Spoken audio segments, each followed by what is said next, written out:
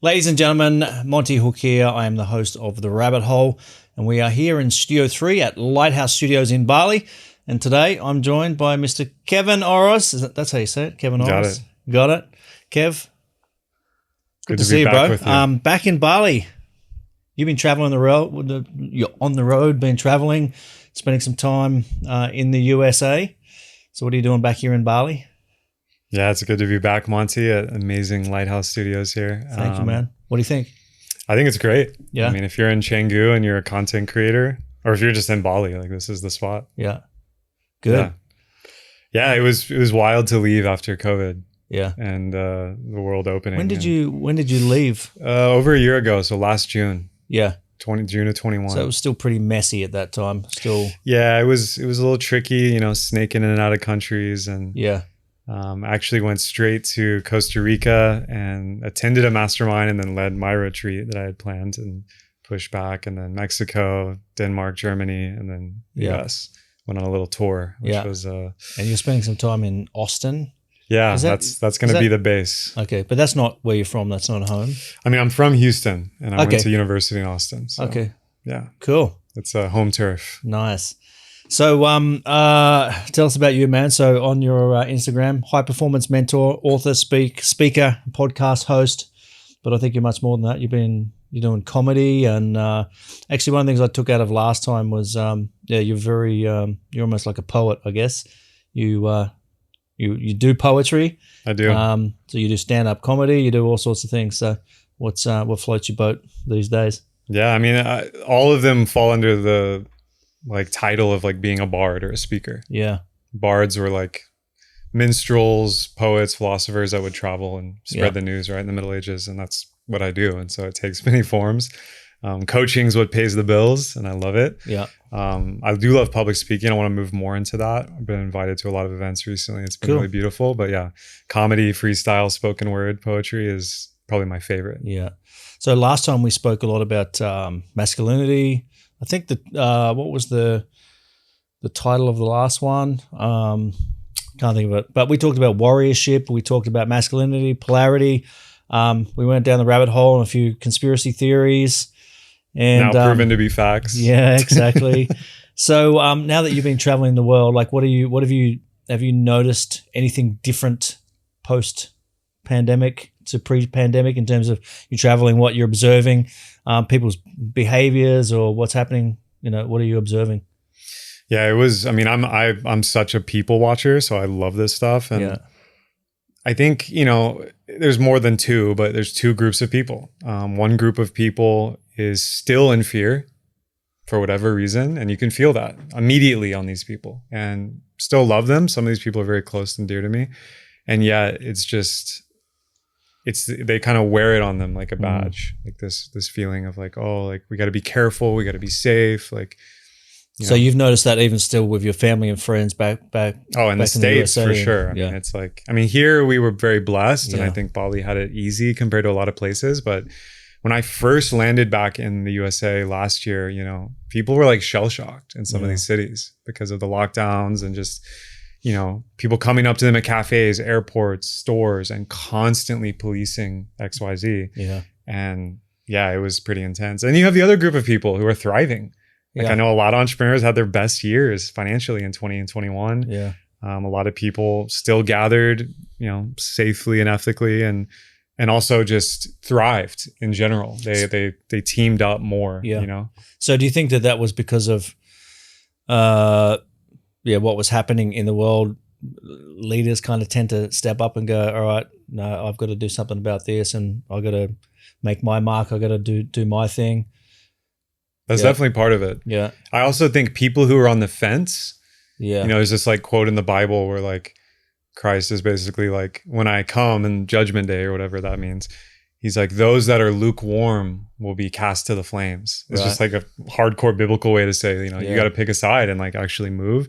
And a lot of people, I think, that were on the fence got inspired to be okay, I'm going to start eating healthy. I'm going to start working on myself. So they were on the fence because they were just living their lives, had a job for 10 years. Exactly. Nice and safe, had some dreams, had some goals, weren't willing to step into that just because of safety and security. And all of a sudden that's out the window, lost their jobs, working from home, fuck it, may as well do my own thing. And that's it. Yeah.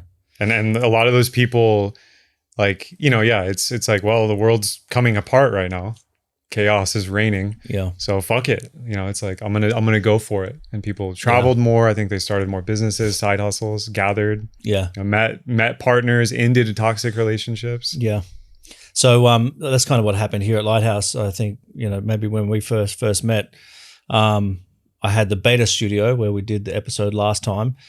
And we started construction here, I think, in April 2021. But we were originally going to start the start of 2020. And then everything just got put on pause. And, for some time it was a smart business decision to like, all right, let's ride this out and see what happens. And then it got to maybe September, October, the end of that year. I'm like, fuck this, I'm doing this anyway. Like, screw the rest of the world. Like this is going to cost me a shitload of money. I've got to get investors, but I got to lean in to make this happen. Like, I'm not going to be a servant to what's happening in the rest of the world. Like, I felt like I needed to actually step up and be part of a movement of people just willing to go for it. So, thank God you did. Last time, I remember one of the things we spoke about was one of the hot news issues was the donuts. People getting free excuse me, getting free donuts for getting the jib jab. I don't know if we get in trouble these days for saying the word, but I mean, some places gave free cannabis. That's like the next level, right? Donuts and cannabis. Here's some doobies, right? Winning formula. All right, so we've gone through a few rounds of weird, ridiculous things happening in the world, but what's getting your attention now?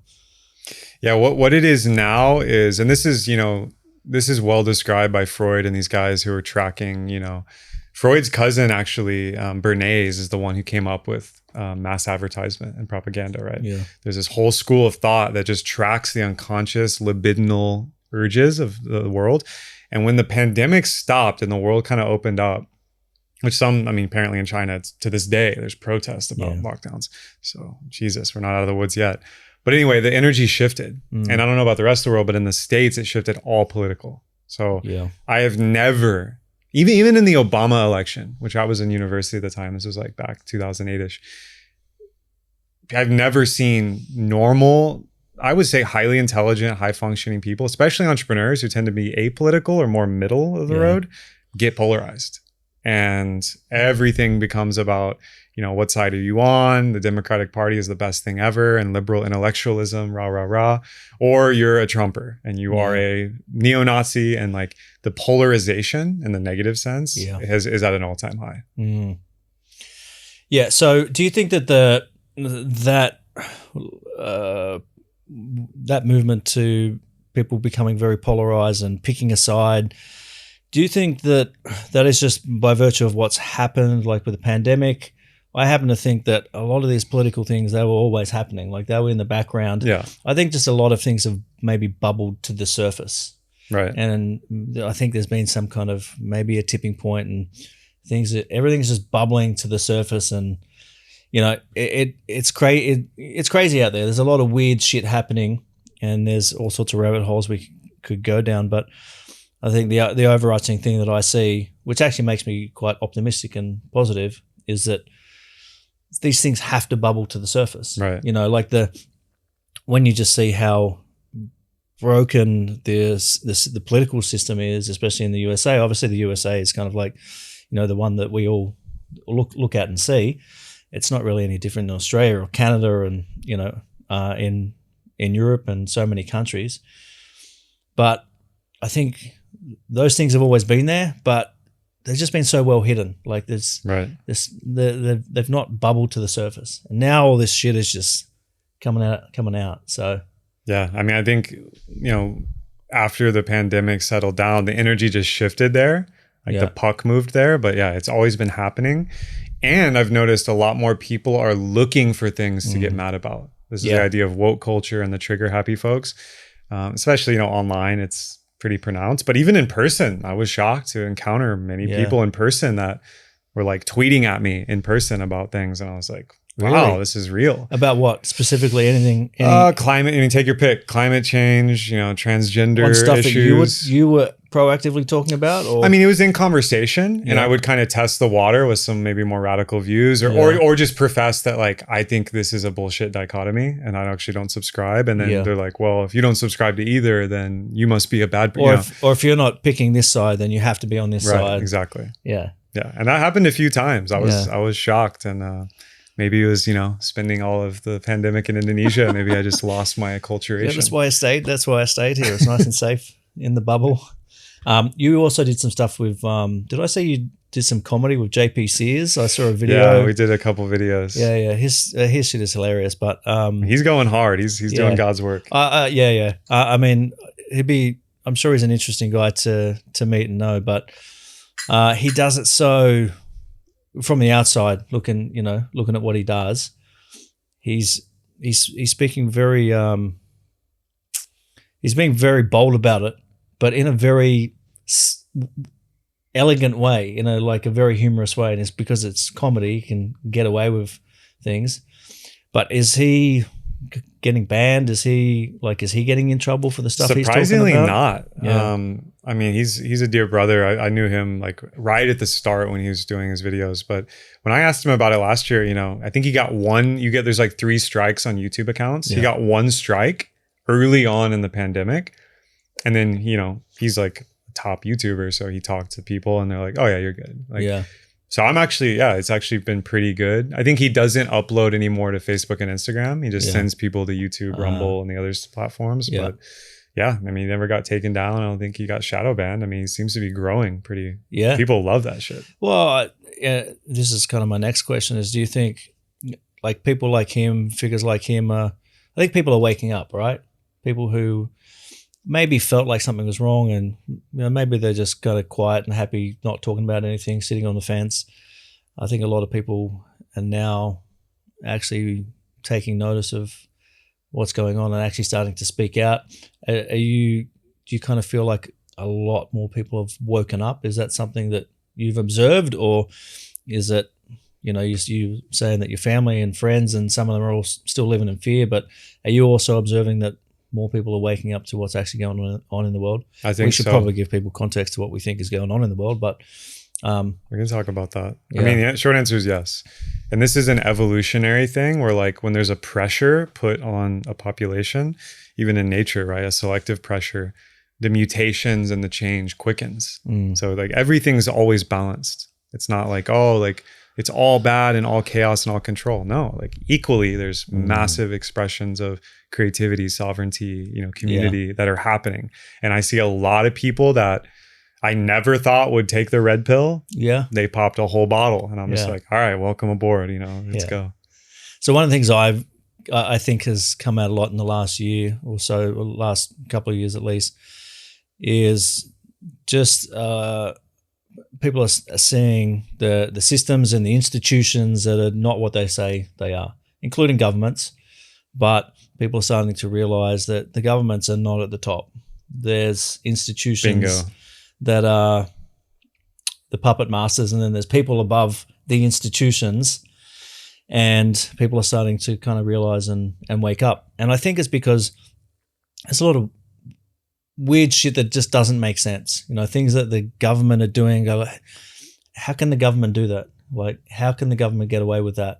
It's like some of the things now are so obvious that you kind of have to be blind not to see them. Right. And of course, a lot will not, because they're just so fixated on their way of thinking and nothing's ever going to change it, probably.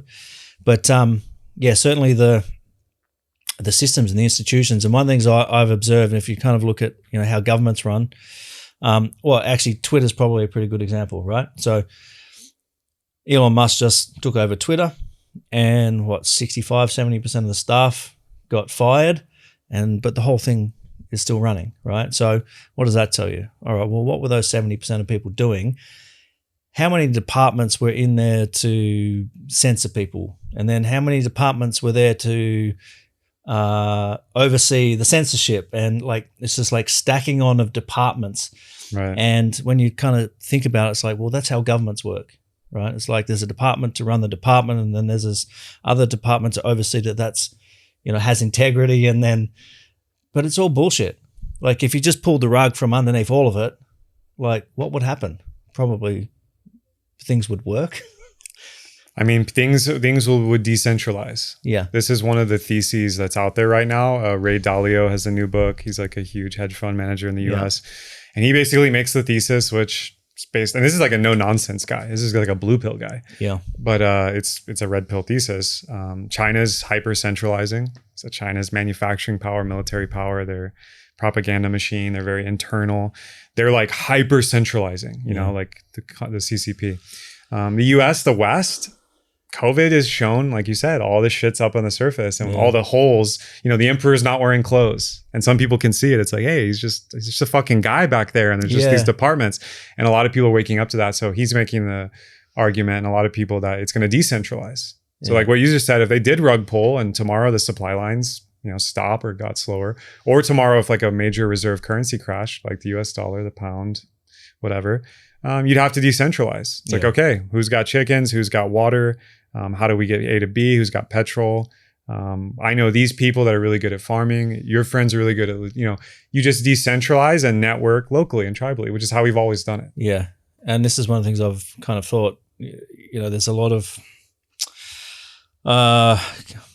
thought around, we have such massive cities, like giant, huge cities, tens of millions of people. And, the thing that I tend to think about humanity in the way that we should work is we should work in villages, 150, 200 people in a village, and that village just manages itself. And if you look at how tribes used to work, people didn't misbehave. There was no, because everybody knew everybody. There's no illegal things happening. Right. And if you did something wrong, you would basically get kicked out of the tribe, which was more important than anything. And so, and then self-sustaining and, trading with other areas.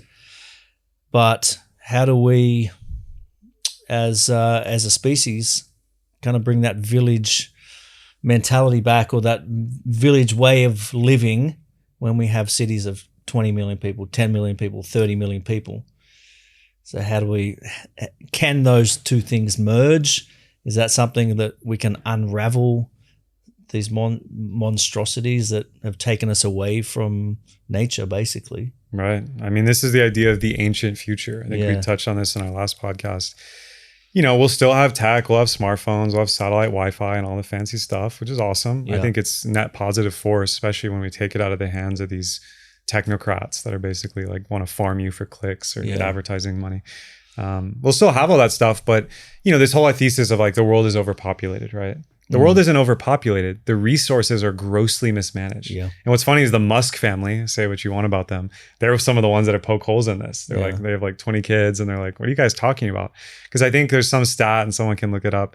All the world's 8 billion people could fit in like a quarter of like Alaska or California, like physically. Like we would all, we'd be packed like sardines, but we'd all have a little cubicle and we could live. That's how not overpopulated the world is. Yeah. Now, the idea of cities was never about, hey, what's a really efficient way to organize humans? Let's pack them in concrete buildings and create sewage everywhere and microwave food. No, it was to centralize industrialization. Yeah. Where's your labor going to live? Where are you going to manufacture all this shit? And where are you going to do commerce? That's why cities blew up after the Middle Ages. Humans have always thrived when we're living closer to nature. Yeah. So I don't think we should get rid of cities, but most of us that are thinking this way, we'll move into beautiful places. We'll get out of centralized cities. We'll only go there to barter trade or just get something done and then get out. We won't live there. And more, this idea of the nation state will be challenged. Yeah. Like, for example, right now, the most powerful entities on the planet are families and corporations, not governments. Like you said, they're just taking the orders from these guys in rooms that all belong to a certain family, and these multinational corporations who have, BlackRock has trillions on their balance book. Yeah. Like the entire GDP of most countries doesn't even touch that. And that's just, this is like change lying around. So you got to understand that the whole idea of nation states, and even more than that, it's feudalism. So feudalism is basically, here's a fief or a kingdom. Here's your lord and here's your serfs. They're not slaves because, hey, you have land, you can work. But we're living in technological feudalism. Yeah. The whole idea of democracy and there's a lot of cute illusions about how we're actually living. But when you pull away the curtain, like you said, and pull the rug out, you're like, wait a minute. It's kind of the same as it was in 1500, Great Britain or Germany. Yeah. It's just instead of fields and muddy peasants, it's smartphones and offices. Yeah. And we kind of look back on history and see in every generation, but certainly back in the Middle Ages, we look back and go, okay, well, this king was evil and he did all these horrible things, and every generation has had its own versions, and it's in the history books, and this person did this, and how fucking stupid are we to think that that's not happening right now? It's always been there. It's always happened. They've just gotten smarter about it. So exactly. And they're doing it more at scale. It's not just localized to one little place. Yeah, and they're doing it in such a way where they can remove themselves from the responsibility, from the eyes of from the eyes of people. So yeah, it's it's a weird world. One of the I actually heard something recently about how easy it would actually be to we think how the question I'm asking is, could we bring this village life back to, big cities? And I think there's a mentality part of it, like people actually have to step up and do their own part. But there was you may have heard this, they did a experiment, I think in Belgium and in Brussels or another city. And they asked the population, they asked household families if they wanted chickens, and they gave 4 chickens to 2,000 families.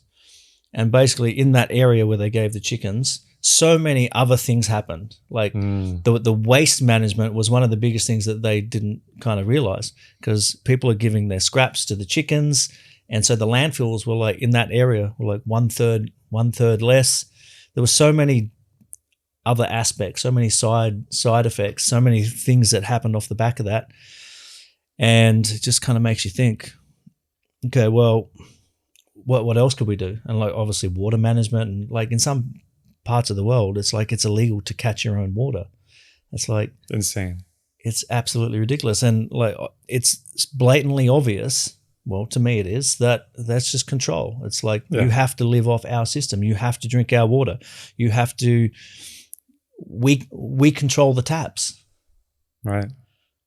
So where's the tipping point? Where's the line in the sand when enough people kind of go, hey, we can do our own thing. Do you think that that's happening? Do you think there's enough people kind of waking up to that now? I think so. It's not overt, and it's not it's not going to be televised. The revolution won't be televised. So you won't even really hear about it. It's like mycelium. It's just growing and connecting underground silently, but it's syncing up. And, there's this idea in a lot of, again, evolutionary theory, even chaos theory and mathematics in these models, that 10% is all you need. 10% is a critical mass that will change the other 90. Yep. And I think we're there. I think we've been there. People in the 60s are like, world peace is just a moment away. Vietnam is going to, they thought it was going to happen right then. But that was just the first kind of sprout. And now here we are 60 years later. And I still think we got some decades ahead that could get weird. And, I think things could get worse before they get better. I don't wish for that, but I think it's possible. I mean, history is, not repeating, but it rhymes. So it's there's some weird stuff going on right now, especially economically. And if enough people opt out and stop trying to fight the old system, this is the problem I have with activism and political lobbies. It's if I just beg my representative to do their job, maybe it's never worked. Yeah. We've been trying, people have been stoning, throwing tomatoes and begging their rulers for thousands of years to be just, and they've never done it. At least to my mind, maybe you can pick one case where it was wow. But yeah, it's just build a new system. Yeah. Stop okay, yes, we have to live in it. You can't just leave the matrix tomorrow, unless you want to go live off papayas in the jungle and never be heard from again. We're still here. We're transitioning. So just start building the new stuff. This is why I'm excited about blockchain technology. I'm excited about permaculture, eco-villages. I'm excited about, the idea of geo arbitrage, just we're from the West, living in Bali part of the time. giving back to the culture here, creating here, there's so many degrees of freedom. Most of the people are just stuck here. It's not that there's not enough arable land or clean water. It's just, it's literally the Matrix. Yeah. But I mean, that's also put upon us, like that. No, totally. Those limitations and that scarcity is put on people. Like that's what's being published to people's eyes, and that's what people believe. Well, if you're watching the mainstream news in 2022, like, whew, yeah, my heart goes out for you.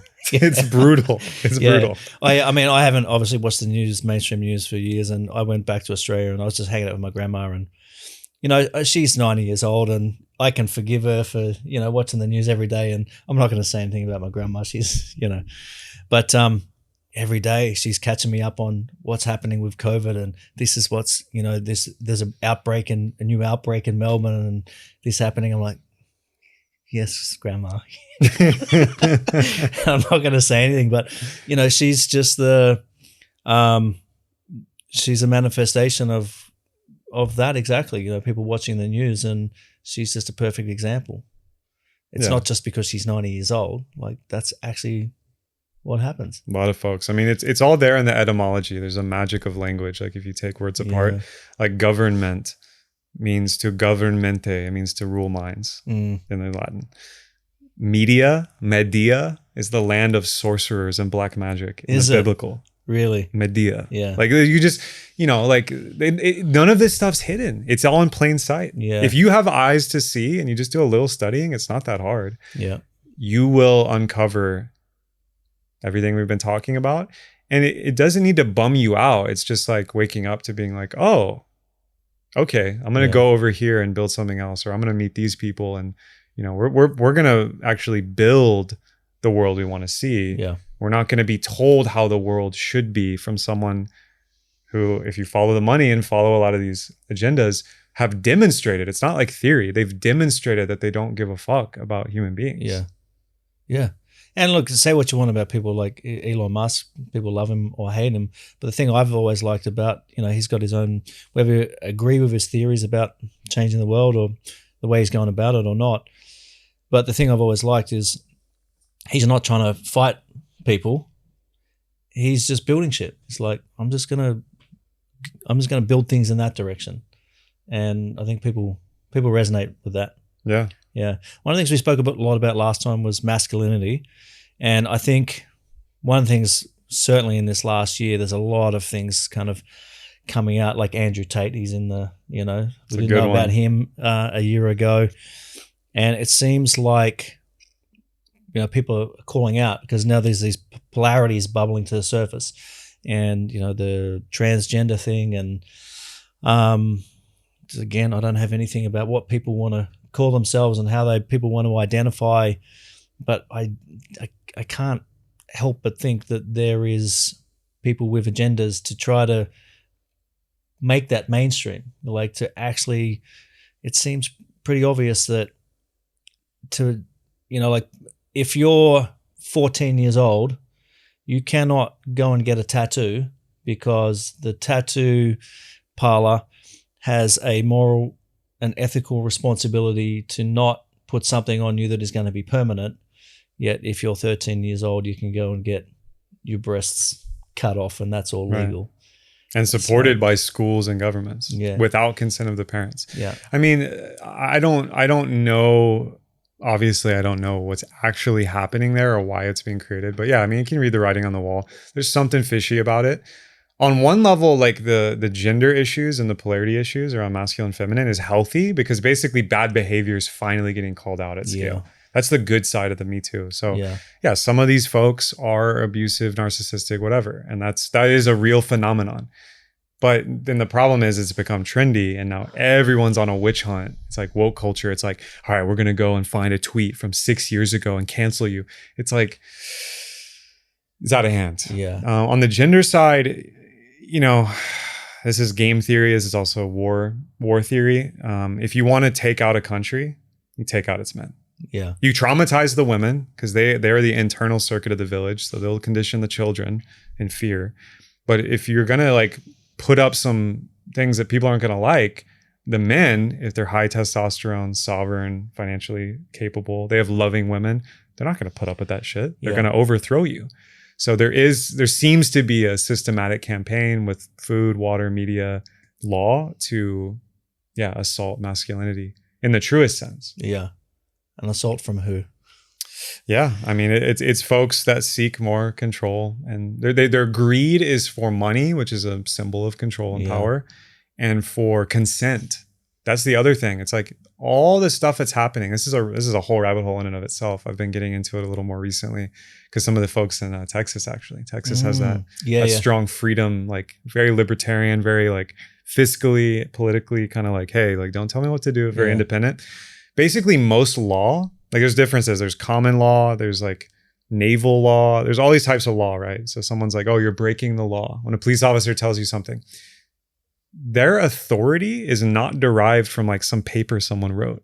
It's all based on contracts. Yeah. So when someone's like, hey, Monty, you need to do this, what they're actually saying, which if you have to be a lawyer or a person who's into this, you have to legally consent to a contract they're offering for that authority to be valid in a court.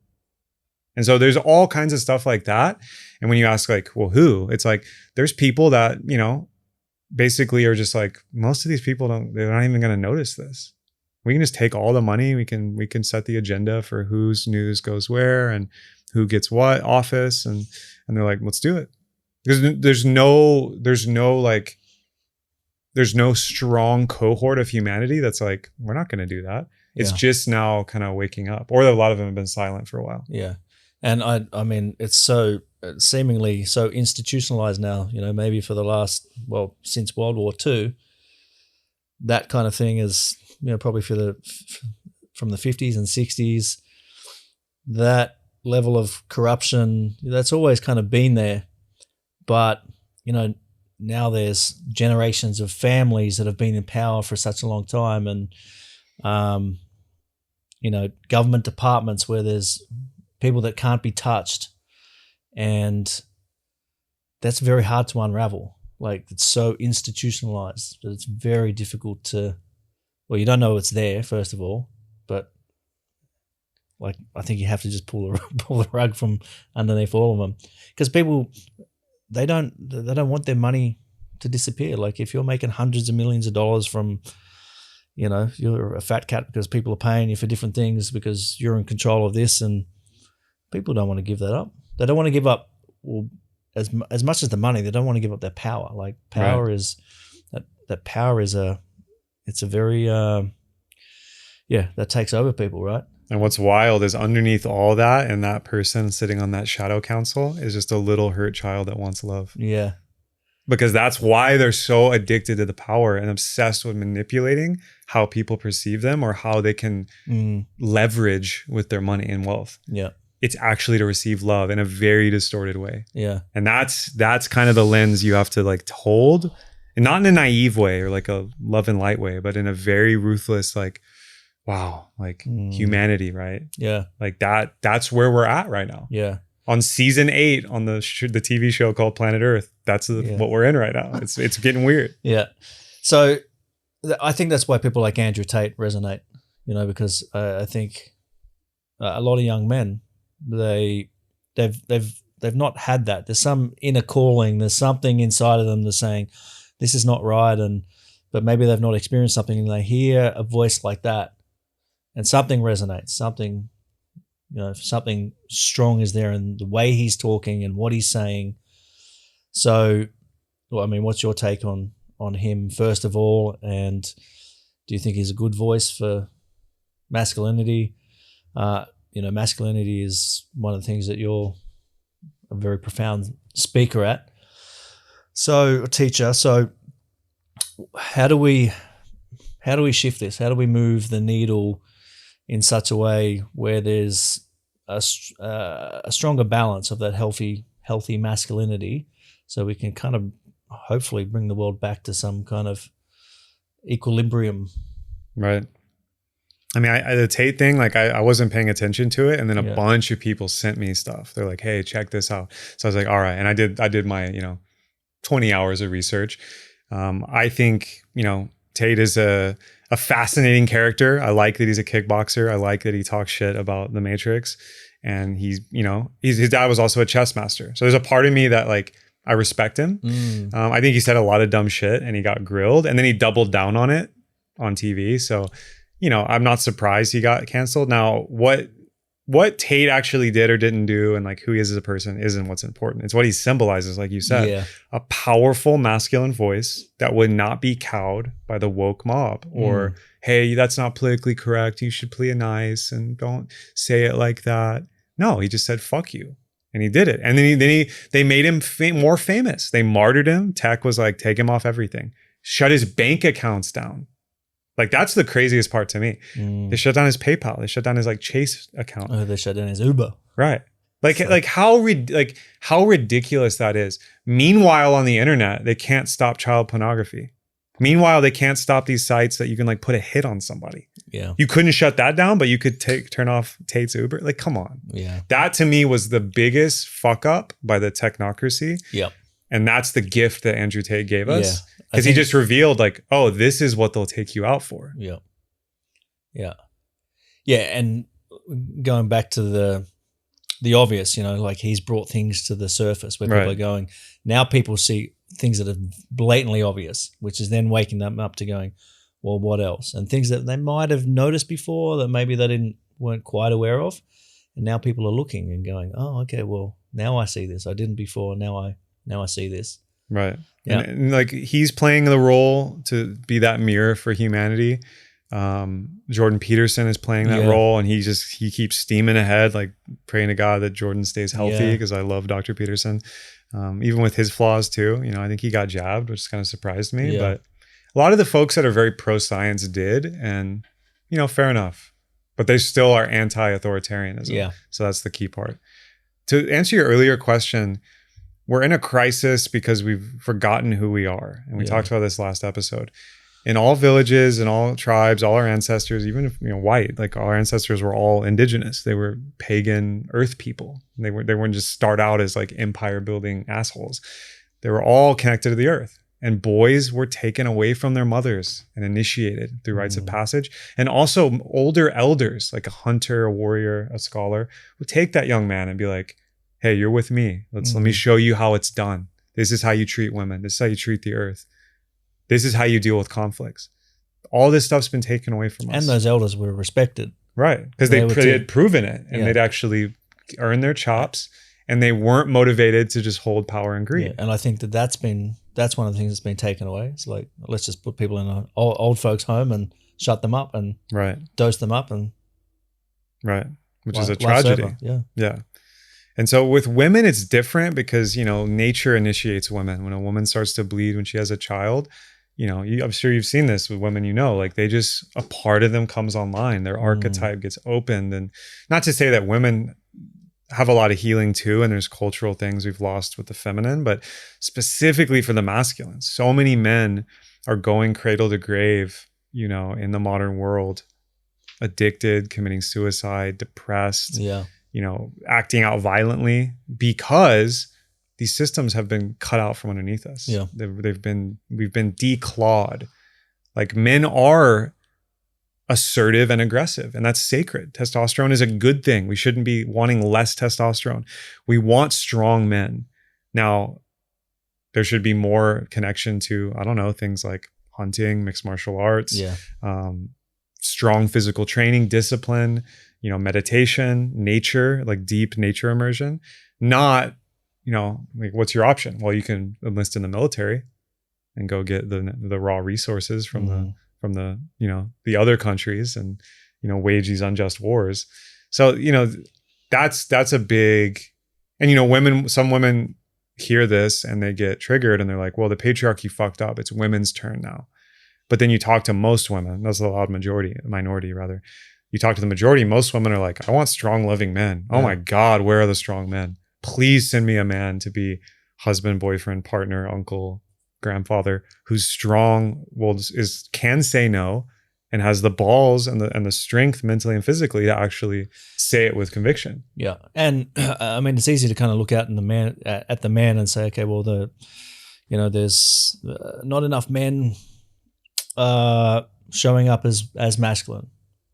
It's easy to kind of look out and say that, but it's the dynamic between, what's been happening between men and women for the last 50, 60 years. Everybody's confused. Like, everybody's energetically very confused. So men are trying to do the right thing, but we have to dance on eggshells to, not say the wrong thing and do the wrong thing. But then on the same token, then that throws the woman off, and men don't know how to act. And then women it just turns into something it doesn't need to. And I'm all for women pursuing careers and, whatever they want in their life. But with such a strong kind of push for feminism, it's just, I think it's thrown everything out. And back to the Andrew Tate thing, like I feel like, and I'm observing, like there's now this calling for going back to what is more natural. Like you said, women are calling out for masculine men, strong husbands and boyfriends and fathers. And, I think you and I are both very blessed that we have probably a lot of people in our lives that are like that. And, I mean, I know for myself, as I'm in a very good, healthy, strong relationship now with a woman who understands that, and I get to do that dance in a very healthy way. And I'm sure you've got your own version of that as well.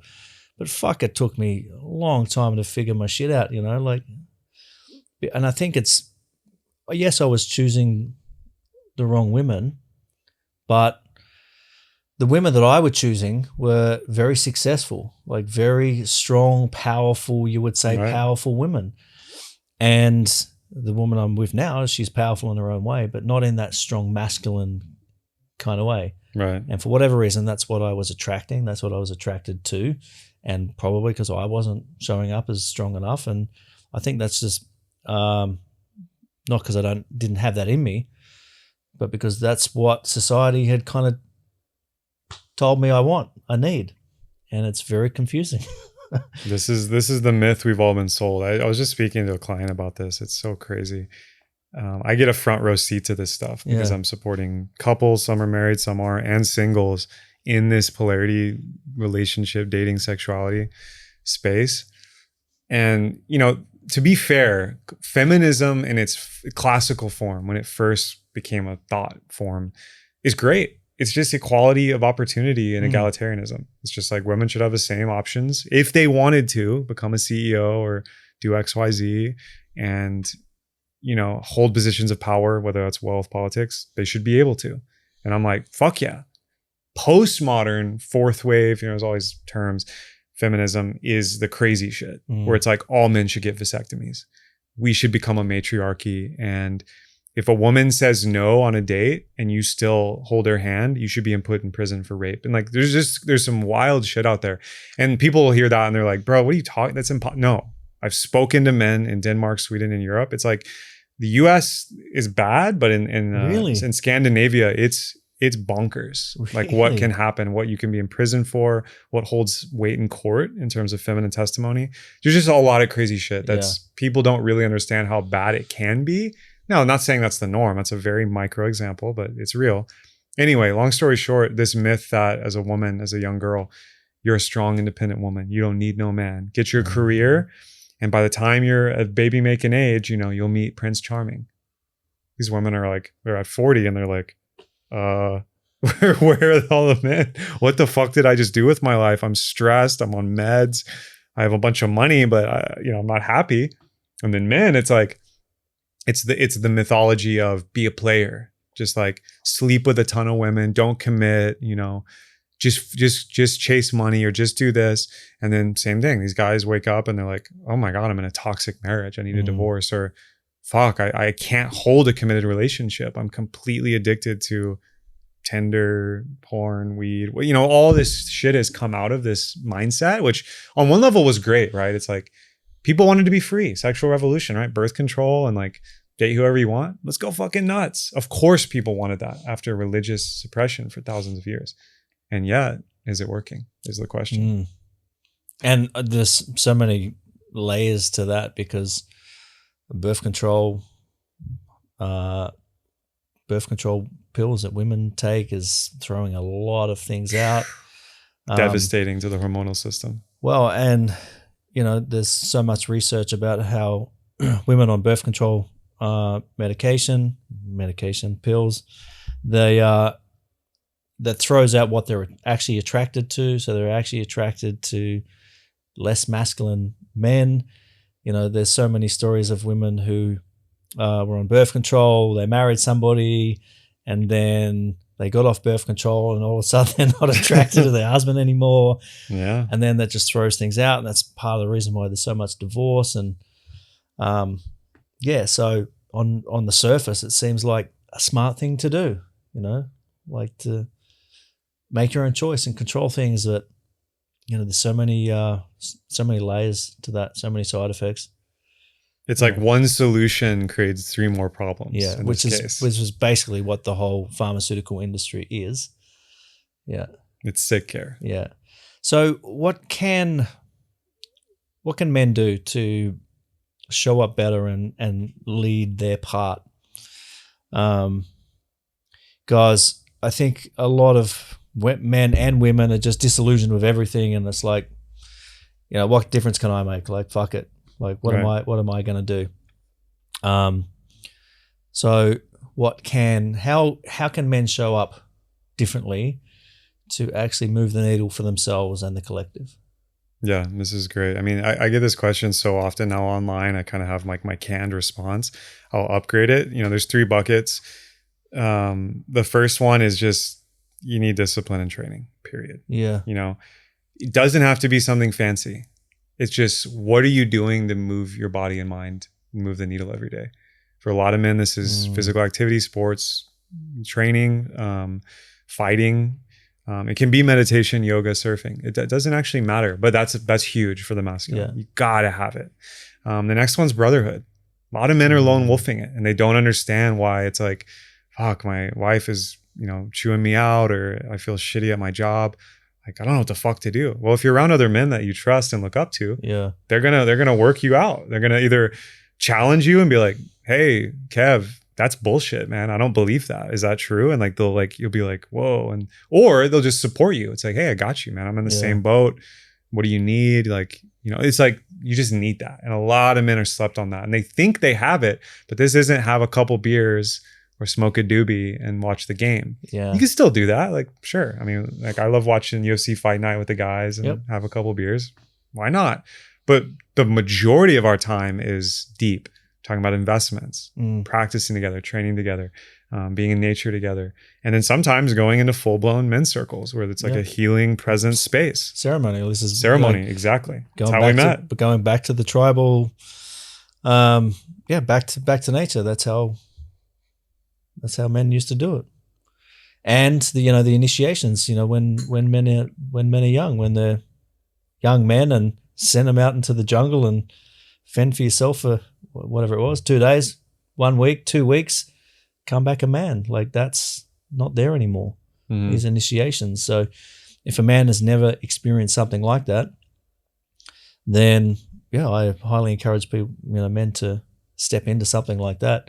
I don't think I understood the power of men's circles myself until probably 5 or 6 years ago. And then I attended something from a very close friend of mine in Australia, and he's doing amazing work with men. And I think there was maybe 20 men, and there were some real uncomfortable moments, and some things which you wouldn't think, like men getting naked in front of each other, and there's no touching or anything like that. But that's fucking hard. That's hard for men, right? That's like, if you've never been through something like that, it's like, it can be brutal. But then there was ceremonial things. We did breath work, and we did a sweat lodge in the teepee, and that was tough.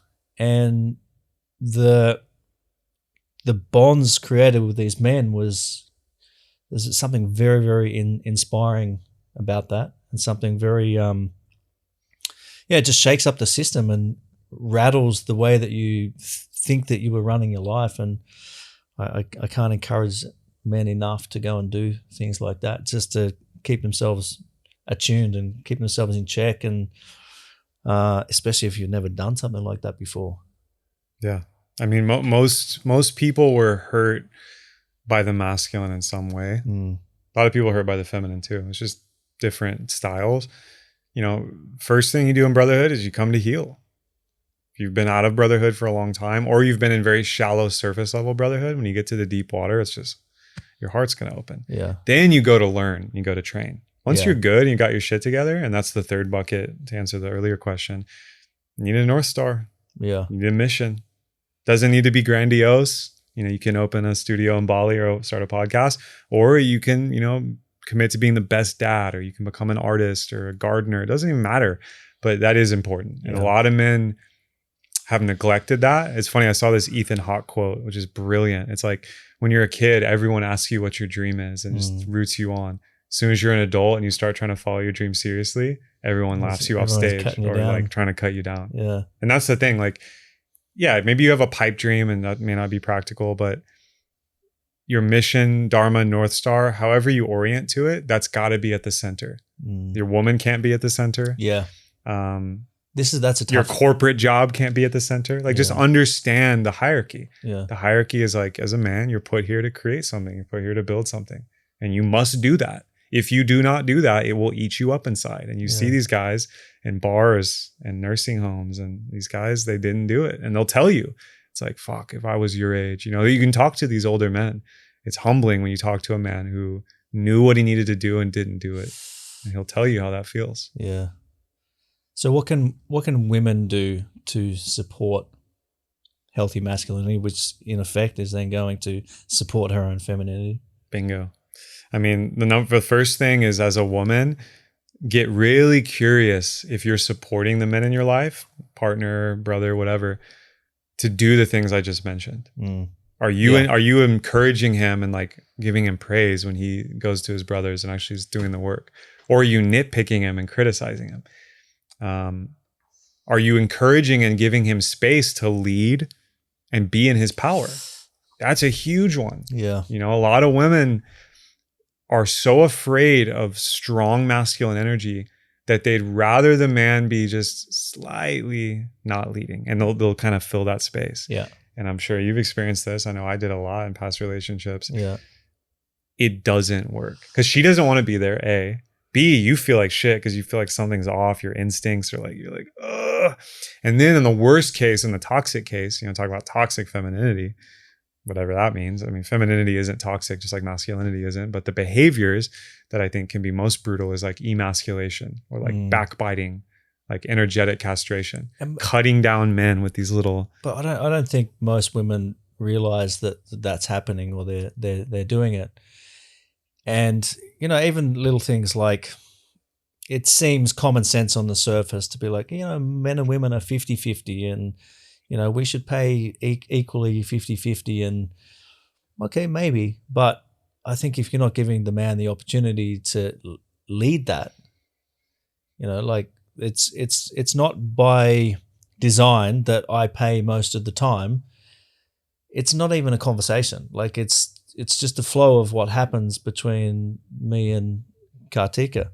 It's not awkward in any way. And I think it can get so freaking awkward in trying to figure out, you know, like 50-50. It's like, well, in the West, that's been the conditioning, right? Let's go Dutch, or like, oh, you know, and I'm actually running a group now all about polarity. And so I get all these polls, and I'm always asking people every time there's a question about, you go on a first date with a man, he asks you to split the bill. All the women are like, never seen him again. You know, like every woman, some of them won't say it. You know, some of these are anonymous, so the people tell the truth.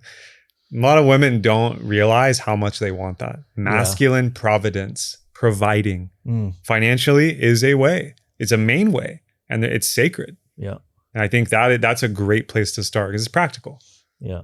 It's practical. I think there's something very powerful in, especially a woman who has been very successful, had very, you know, big career, and she's led that life, financially successful, and then can soften into that, you know, femininity and actually, you know, realize that not taking away what she's created, but actually using that as like a platform to then step into something which is even more powerful. That's it. It's a beautiful thing to witness and to be part of. 100%. That's one of the best case scenarios. A very strong feminine woman who has success but knows how to surrender and be led. And vice versa, a strong masculine man who, you know, has direction and like is dialed in and just commits to leading. Like that's the beautiful spot when you find it. And everyone, you know, it's little shifts. Like you'd be surprised when I work with married couples. It's like you'd be surprised at what does it. Yeah. It's literally like just how you communicate, tone, stuff like that. Yeah. So what's it been for you? What's, you know, you're in a healthy relationship. What's been the biggest learning for you, or what is it that is making it, what works for you now that didn't work before, or how have you changed? Yeah, good question. I mean, it's funny because similar to you, I was choosing a certain type of woman that did not work for me. Yeah. Very on paper, on social media, successful entrepreneurs who I had to jockey for position with. They actually weren't feminine by nature. It was like we had to move through this stuff. And part of me enjoyed that in some weird way. And it was like a challenge or something. And so with my partner now, it's like from the jump, it was compatible. And I felt her softness and her receptivity and her like sexy aliveness. I was like, she wanted me to pay. She wanted me to lead. She was so open to that. And but was she like that before? No. Yeah. No. So she had done a lot of work to unplug all those things from her parents and past relationships. And similarly I had. So we kind of met each other in that moment.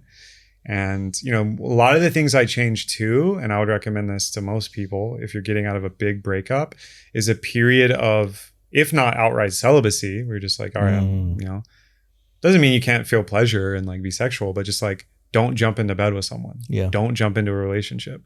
Or, you know, set rules for yourself. So I said a year after my last breakup that I would not enter a long-term relationship. And so I still had relationships, but I was very clear and open about my intentions. And that was working really well. And that's when I met her, because I kind of pulled my energy back into building up my self and just like, okay, like, what do I really want? What do I want in a partner? Where am I headed in life? And I got clear on all that stuff. And then that's when she showed up. Yeah. And instead of jumping into something, which I had opportunities, I had to put the handbrake on a little bit. And that helped. That served me really well. I see that work with people. Yeah, what you're describing sounds pretty similar to myself in that when I met Kartika, it was like, Kartika, I finally feel like somebody meets me. So all that work that I did before now actually means something. When before it's like frustrating, I'm, you know, fucking decades working on myself and it's just like banging my head against the wall always with the same, you know, relationship experiences. And I kind of got to a point where I was like, okay, well, I can't do it. I'm just too fucked up. And then to kind of realize now that I've met somebody who understands me, we're so compatible in that regard. And I'm like, holy shit, I had it all that time. Like I actually had it. It was always there. It's just maybe the wrong timing and just certainly wasn't with the right person. Yeah. Yeah. So what would you say to somebody who, it's all very well and good for us to sit here on our thrones and, you know, say, hey, we've got these great relationships, but what would you say to somebody who maybe is feeling like theirs is not, it doesn't feel the same for them? Like what we're saying, they're not resonating, that they're on, you know, at that same level, or something's amiss? I mean, people don't want to hear this. It's cliche, but it's true. If you're on your path, and that's your path, your mission, and you're doing what you love, you will attract those people. And you'll be in scenes where you'll meet those people, right? You'll go to the events, you'll go to the retreat, you'll do the business that will put you in a proximity with those types of high quality men and women. So that's number one. Number two is like, you got to take the ball and put it in your court. All these women are like saying, there's no good men. Why are all the men assholes? It's like, you should stop asking where are the good men and become a good woman. Yeah. Period. Same with the men. It's like, oh, all these women just want money. It's blah, blah, blah. I'm swiping on the app. It's like, what the fuck are you talking about? Like, work on your shit. Yeah. Like, how's your training, And that's kind of the big thing. It's an inside job. You need to stop. You need to take the focus off of who you're dating and what their qualities are and like you're shopping. And it's an inside game. Yep. The other thing is, dating apps, I'm not against them. I audit people's dating profiles and stuff. Like, really? Yeah. There's techniques to use it and that you can be very professional and precise, but just remember the whole point of dating apps and dating websites is to go in person and meet the person. So I always recommend for people, like, don't get stuck on social media. Don't get stuck swiping. Don't get stuck like texting this person every day, and just pick a time, pick a day. If you're the man, pick her up, set the agenda, pay, and have the in-person experience. And don't get discouraged if you get all like attached, like, oh, this is the one. And then like, it doesn't work, because compatibility, like we've both said, is the magic sauce. You will feel more like people actually fall in love with how they feel around their partner. Yeah. It's not like, oh, she has a perfect body and she checks the boxes. No, it's your vibe together. Literally. It's like, I feel more of myself, or she gets me, or we meet each other, right? You can ask anyone who's in a really loving relationship, they'll still tell you that moment. They all have it. What's something that people are doing wrong on their Tinder profiles, Bumble, whatever it is these days? Clearly I'm not on these anymore, but Tinder and Bumble are still the main ones. I think Hinge is a big one now. I don't even fucking know. Like, I'm getting educated from my clients at this point. The biggest one is reverse polarity communication, or reverse polarized communication. So like, women who have very sexy feminine pictures, maybe their text, their bio and their texting is like so masculine. Yeah. It's like, hey, I want this, this, and this. When are you going to take me out? They're asking the questions. It's very like making demands in the bio. Yeah. And it's like, wait, what? The classic meme is like, you better be 6 foot, have a 6-pack, and make 6-figure. It's like, whoa, you want to attract them? You think a masculine man's going to be like, yep, that one? Never going to happen. That's why they'll attract these. That's going to be a superficial man who, And they'll attract the men that are into that will accept that and tolerate it. And then that will create that dynamic they don't want. Yeah. And same thing with men. A lot of men on the dating apps are trying to learn their life story and like, oh, I'm into this. I'm a Leo sun. And I think it's so cool that you're into this director. Shut the fuck up and take her on a date. Yeah. Be like, lead. And a lot of these men, the dating app isn't about that. It's about dopamine. It's like scrolling. Yep. And, I get it. I had my season back in the day. Like, you can have fun. Yeah. But I think most people deep down, like, the dating app's just a tool, and you can't forget that. So what's something that you tell couples,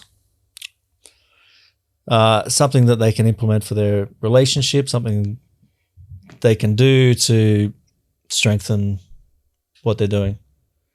Yeah, the simple one I always recommend that I've been doing with my partner, which is amazing, and I've done in the past too, is like a relationship ritual or a check-in or board meeting, however your flavor is.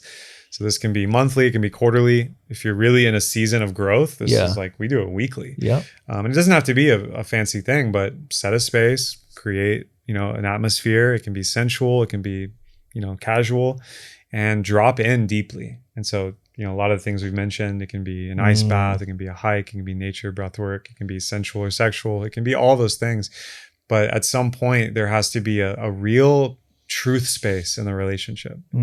So it's not just, oh, like, I'm going here and I'll see you after work, and are we having dinner here? No. Like, none of that stuff. Like, you're just sitting with the person.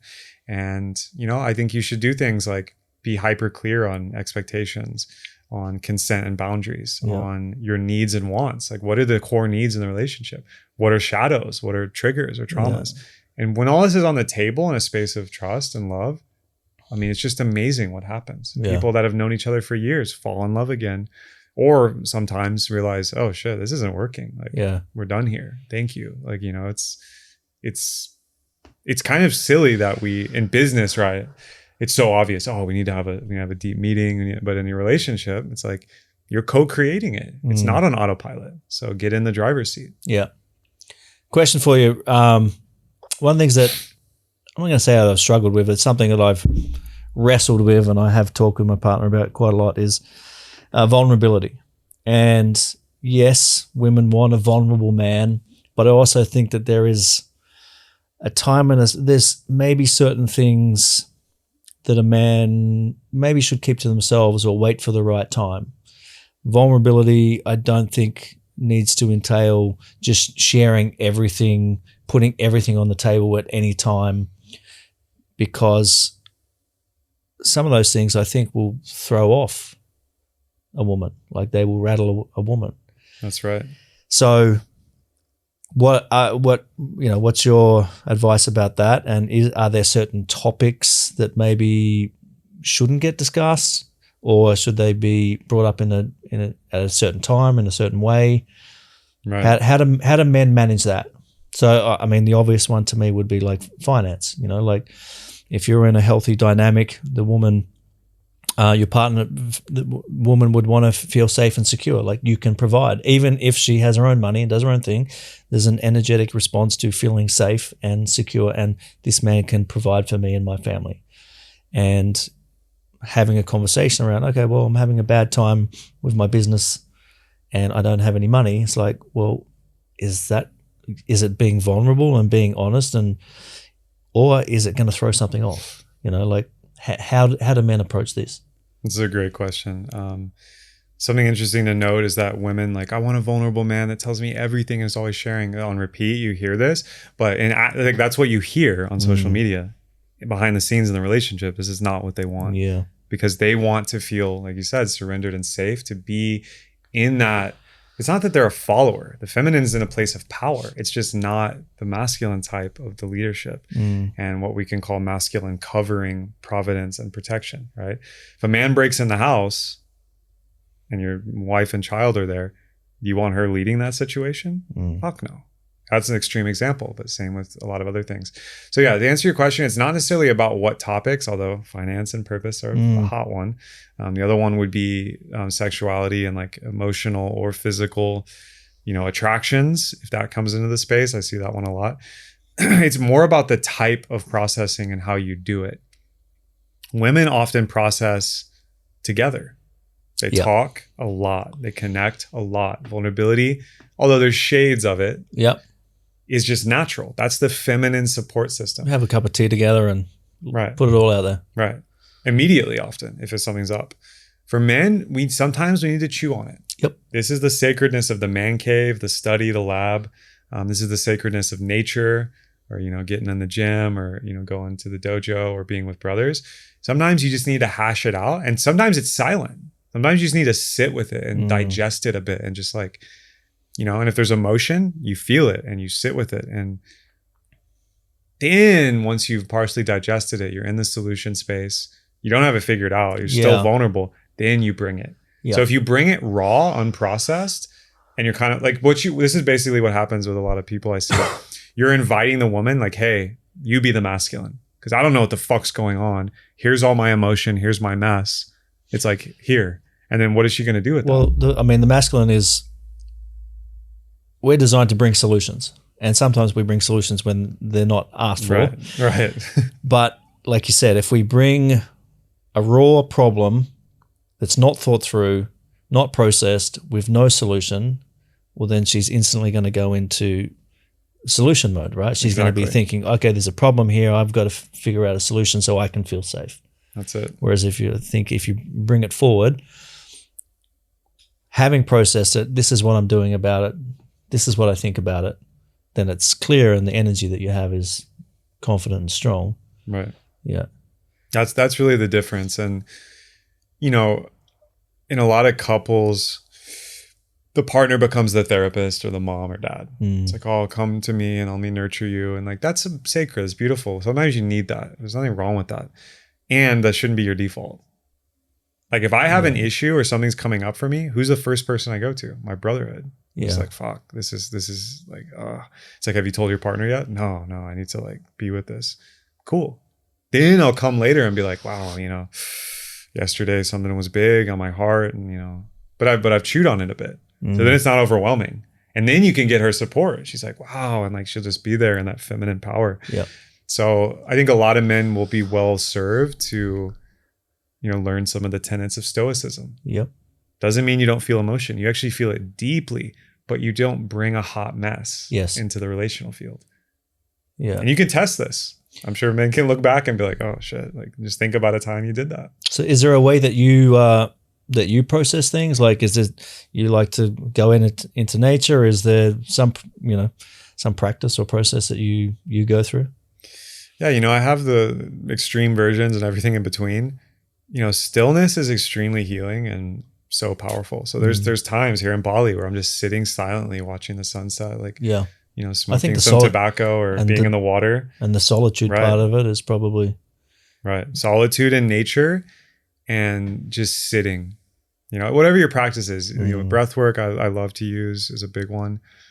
That will inadvertently just solve things, because you'll just sit there and just realize, get perspective, or you'll just feel the peace that you couldn't feel when you're in the problem space. And you're like, wait, this actually isn't a big of a deal. Well, it's also moving the energy out. It is. I mean, obviously with breath work, it is, getting the energy of that problem out of the system. Right. Yeah. Well, that's the other side, is the discharge. If it's really intense, then I would go into bioenergetics. And I think a lot of men, if you're feeling really sad, have your trigger music or space and like cry it out. Like sometimes you need that, or you can rage out, and sometimes you need to beat the shit out of a pillow or scream, or like, sometimes I'll need to do that and just get the charge, like discharge a bit.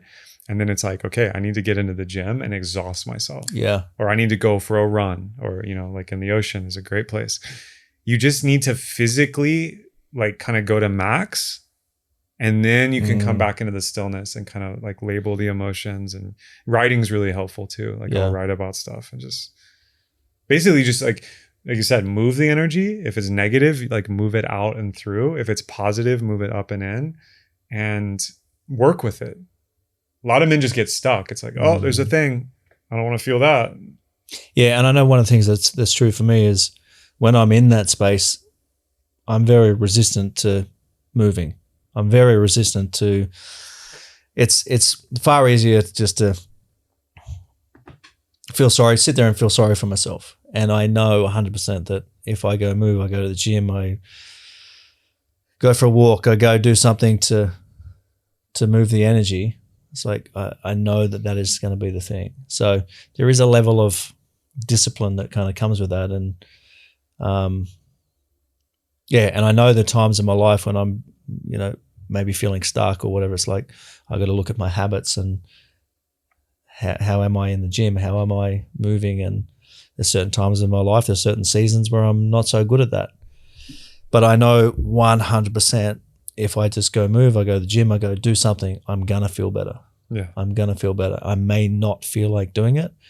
And this is, like what Andrew Tate says. He's like, he tells a story of, getting an email from somebody, I want to kill myself. Like, all right, well, go to the gym every day for 6 months and then email me and tell me you want to kill yourself. It's like, you're not going to feel like that. So I think we have to, as men, I don't like using the word, but force that upon ourselves.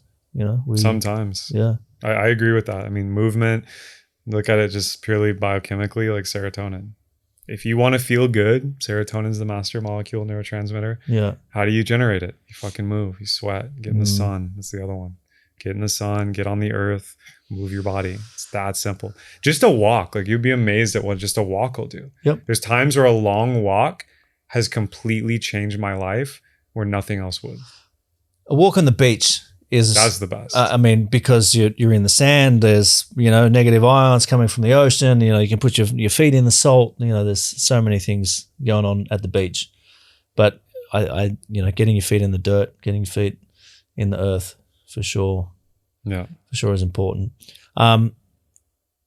Before we wrap it up, what do you see for the world? With everything that's going on, everything that's happened, you seem to be a pretty optimistic guy like me. I think, you can see through the bullshit and like see what's on the other side of it. And that takes some foresight.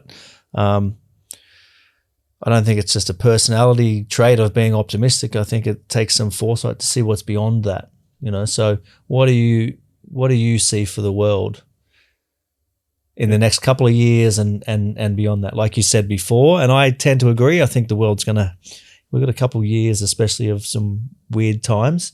When I say weird, more things bubbling to the surface, but more new good things coming out of it, more, growing. I think for a couple of years, it's just going to be weird, just weird as fuck. Yeah. And then we'll come out the other side of it. That's what I think. But, what do you actually see for the world? How do you see the world? Yeah. I mean, one part of me is just pure faith, optimistic. Yeah. Like I believe in God or like a spiritual reality, and I'm grounded in that in some sense. So like in that reality, when you connect to it, whether it's in ceremony, prayer, meditation, in sex, you just know everything's going to be okay no matter what.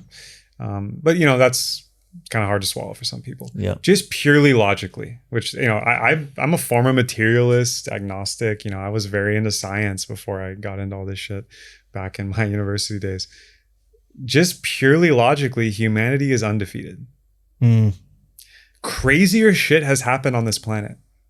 Our ancestors were hanging out in savannas, naked in the sun, eating mushrooms and picking fruit. And then fucking trillions of tons of glaciers covered the world. And they survived. Because the world got hit by meteors. Yeah, all kinds of crazy shit has happened. And, so it's funny about climate change. It's like people freaking out about climate change today. It's like, you should talk to your ancestors. Like, you want to talk about climate change?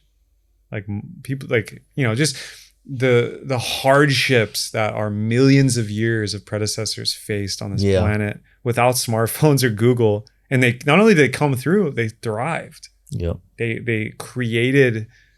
It wasn't that long ago. No, it wasn't that long ago. The world was fucking hard. Not long ago at all. Yeah.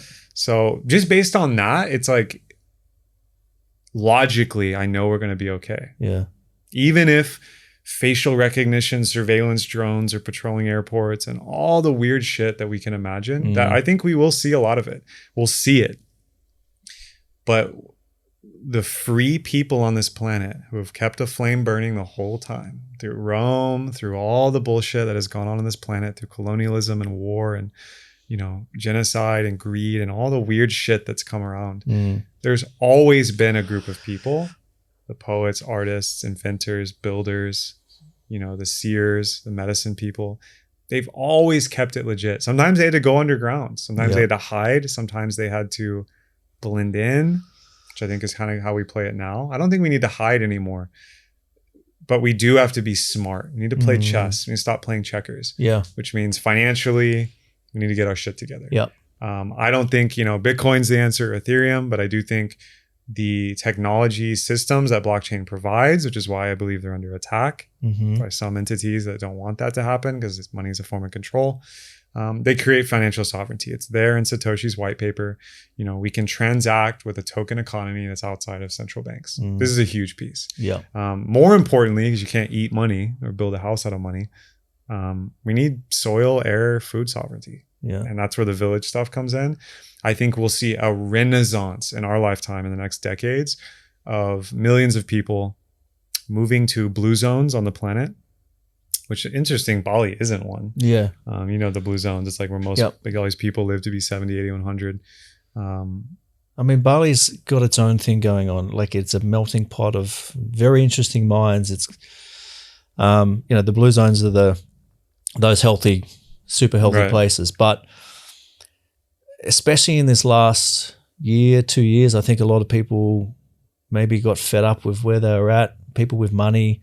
Yeah. The conversations we have here at Lighthouse, the kind of people that are in the community here, there's some fucking smart people with money behind them, putting together big ideas and big projects. And, I've said this in different contexts, but I think the whole world needs a little bit of what's going on in Bali. Yeah. No, this place is a cultural creative nexus. Yeah. It's international. And, I mentioned the blue zones just because if you want to build a village that has clean water specifically and can grow a lot of shit, those are the nice places to do it. Yeah. Like Costa Rica is a great example. There's parts of Mexico, there's parts of the Mediterranean, Portugal, Italy, there's all kinds of places all over the world. But anyway, we'll see decentralized communities pop up, and then they'll become nation states eventually. Really? So they'll become their own sovereign entities. There's a great book called The Network State by Balaji Srinivasan. Very crypto heady, but it's completely free. You can also buy it. It's really nice. I haven't fully read it, but you don't need to. Just jump around. And he basically gives out the whole thesis on how technology now enables the creation of network states, where it's based on your networked interests and sovereignty instead of, oh, I was born in Australia, I'm an Australian, I have to be, it's like, no. Like, just like with Bali, we have choice. It's like, here's where I want to live, here's who I want to associate with. Well, it's also going to become, here's who I want to transact, here's how I want to be internationally recognized, here's the digital passport, digital commons, and then we ground that in these villages that are on the earth. And it's like, just like you, all the people I talk to, all the people we know, they all have the same dream. They all want the same thing. Everyone has their flavor and their spin on it, but I can't think of a person I've talked to that doesn't want a version of this. Even if they don't want to live there full time and, farm, they want an option. Yep. So yeah, I'll keep my flat in Manhattan. I'll keep my flat in Sydney, but I'd love 3 months a year to come be in this community where we're dancing and celebrating and doing ceremony and doing projects and co-working. Like, of course, this is what humans want. It's what we've always wanted. Yeah, I mean, one of the things that has been on my mind, which never used to be, is getting some land somewhere. Big parcel of land, and not just for me, but creating something there that is for a small community, and make it as self-sustaining as possible. And not that I necessarily want to go and live there, but if the world turns upside down, it's like, I want somewhere I can go, Yeah. So, that kind of thinking is a real thing now. And I think that is also leading people back to the idea of, even in small ways, just getting chickens in your backyard and in your big city, like just little things like that. Because I think they do move the needle more than people know. I think the ripple effect that people can have just in when there's enough people doing it, but people kind of become complacent, and what I can do is not going to make any difference. And when enough people adopt that mindset of just understanding that the little things make a big difference, because that inspires somebody else to go and do the little thing, and inspires the next person, and then that's how the wave happens. So that's it. I mean, this is how you defeat the mind control. Because what you just said, that complacent, like, well, my vote doesn't really matter. Like, well, if I change this, it doesn't. No, it does. The negative network effect is so strong that people believe that. The positive network effect is theoretically just as strong. It just needs more adopters. Yeah. It needs more people networking, sharing these ideas. And a lot of the big hurdle is the education piece.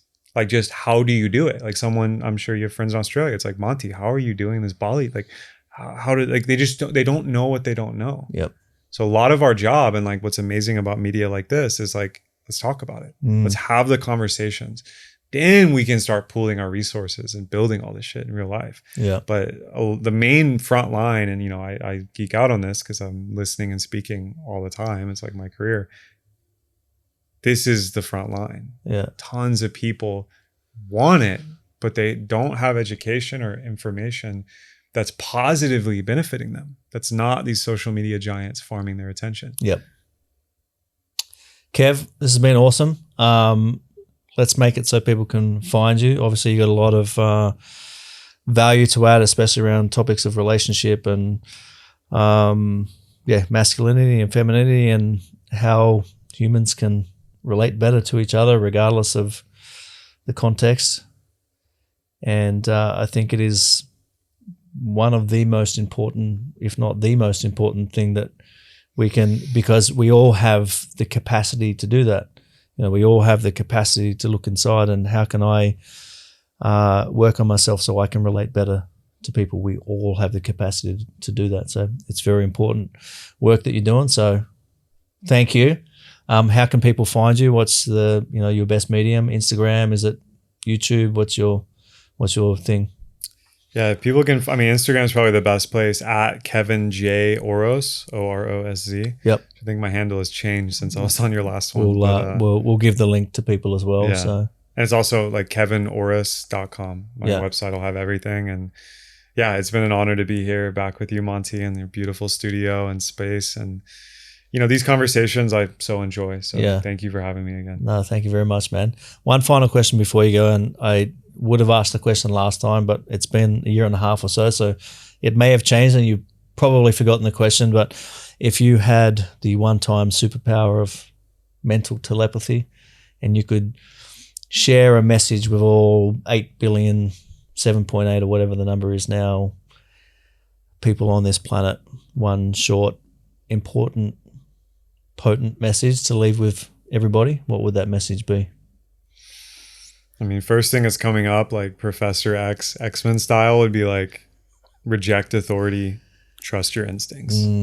Done. Just simple. Yeah. Reject authority. It sounds kind of rebel radio, but yeah, I would put the quote marks around authority because real authority is authorship. Yeah. Author. Yeah. It's like, but the authority that gets paraded out there is on some bullshit. Yeah. So it's taking control of your own circumstances. Yeah.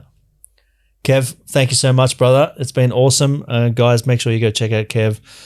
Follow him on Instagram and go check out his website. And check out the video that you did with JP Sears too. Like super funny stuff. I hope you get to do more of that. That's a good one. I hope so. Cool. Guys, thank you so much for tuning in, and we'll see you next time back down the rabbit hole.